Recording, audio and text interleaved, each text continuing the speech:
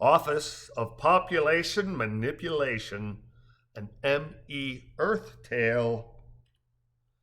The weather at Mesopotamia's 37 degrees north, 79 degrees west locale was filled with glorious sunshine, and all around the globe's four corners, everyone was looking forward to the upcoming earthly equinox holiday celebrations 3 weeks hence. Celebrations that would provide a 24-hour Bacchanalian festival not seen since 6 months prior. Meso was excited for the equinox holiday festivities, but Z was also nervous. Nervous, but not scared, Meso knew that by law, each of the 42 equal-sized nations that cover the Earth's land area have 285,714,285 inhabitants, a number established in Year 1 ME, aka Modern Era, and had not been altered since. Maintenance of the 12 billion is, of course, ongoing, and whenever a nation's population breaches 285,285,285 inhabitants, the Office of Population Manipulation steps in and culls the herd. The culling is humane, and the remains are returned to the earth to nourish the mother flora, aka MF. One may opt out of the culling by emigrating to a proximate planet or far star, but the 12 billion is ME Earth bedrock. All citizens and legal aliens know that the 12 billion is sacrosanct and are assured that the culling is performed using criteria that are even-handedly enforced.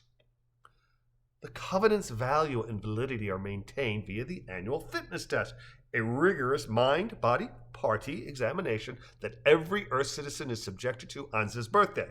Without malice, the 789,000 mean of every nation reports daily to 2,856 stations scattered about the 42 nations in a scientifically determined distribution. It is common knowledge that the Office of Population Manipulation has 144 separate age-appropriate examinations which it administers. This gross of tests is age-appropriate, and each year brings a different test.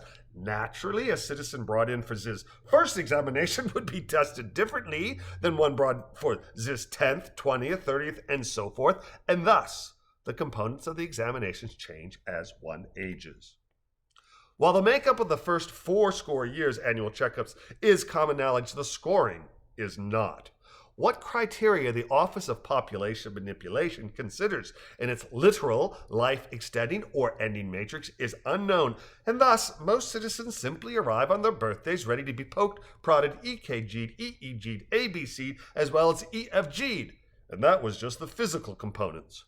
So it is that we find Mesopotamia reporting to this city population manipulation examination center on 2/30/144 ME, concurrent with some 33 million other Earth citizens who share this birthday. 144 ME marks Meso's 61st population manipulation examination, and Z, as was perfectly legal, though seldom followed, had prepared.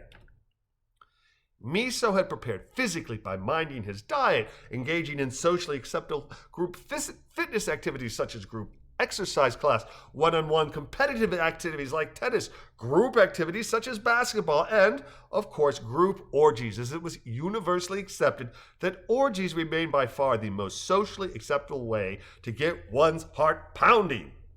Meso had stretched many an orifice, as well as his muscles, sinew, ligaments, tendons, body, mind, and spirit. Zed participated in synaptic instruction via his neural interface, communing with billions as they metaphorically writhed and came as one. Z had studied party protocol, learned what words and phrases belonged in the recommended, neutral, discouraged, and censored lists. Z had done all this and more, but Meso had eyes. When Meso looked around, he saw diversity. Diversity of color, height, sex, gender, ethnicity, and to a lesser extent thought. But what Z did not see was a linear distribution of age, an observation he'd made at his first half-century mark that only became more marked with every passing year, an observation that haunted Zim more and more with every annual population manipulation physical, and with each year's passing.